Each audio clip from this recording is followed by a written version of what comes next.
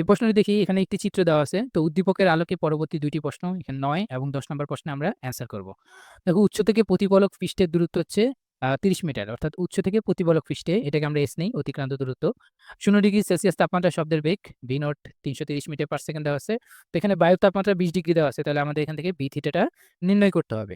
সেখান থেকে আমরা পরবর্তীতে টি এর মান নির্ণয় করব। তাহলে দেখো, আমরা জানি এস ইকুয়াল টু হচ্ছে ভিটি। তো এখান থেকে যদি টি ইকুয়াল টু আমরা লিখতে পারি এস বাই ভি।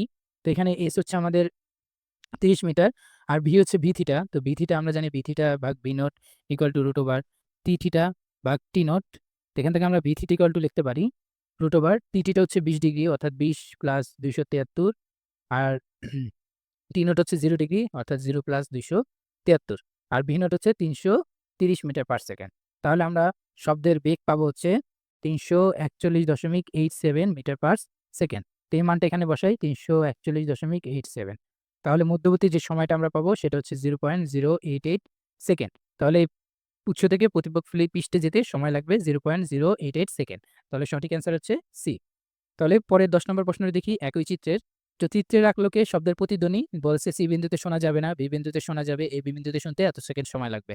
তো আমরা আগে দেখি যে সর্বনিম্ন দূরত্ব কত, এই যে এই বেগে যদি ভি ইকুয়াল টু হচ্ছে আমাদের ৩৪১.87 মিটার পার সেকেন্ড আমরা আগে পাইছি, এবং সর্বনিম্ন সময় সে হচ্ছে 0.1 সেকেন্ড, ন্যূনতম সময়, ন্যূনতম সময়। সেক্ষেত্রে আমরা ন্যূনতম দূরত্ব পাবো, ন্যূনতম দূরত্ব পাবো হচ্ছে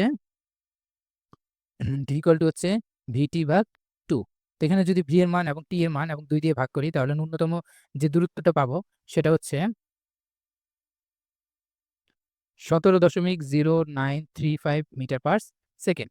তাহলে এটা হচ্ছে সর্বনিম্ন দূরত্ব, অর্থাৎ এর কম হলে আমরা, দূরত্ব কম হলে আমরা কোনো প্রতিধ্বনি শুনতে পাবো না। যদি প্রতিধ্বনি শুনতে হয় তার থেকে এটা থেকে বেশি হইতে হবে। তাহলে দেখো, সি বিন্দুর ক্ষেত্রে যদি আমরা দেখি দূরত্ব 16.5 মিটার, তাহলে প্রতিধ্বনি শোনা যাবে না, কথাটি সঠিক।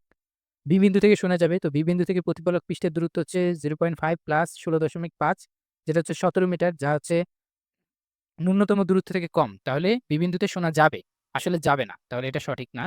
এই বি বিন্দুতে শুনতে 0.117 সময় লাগবে। তাহলে এই বিন্দুর ক্ষেত্রে, এই বিন্দুর জন্য আমরা দূরত্ব কত, দূরত্ব হচ্ছে 3 প্লাস 0.5 প্লাস 16.5, অর্থাৎ 20 মিটার।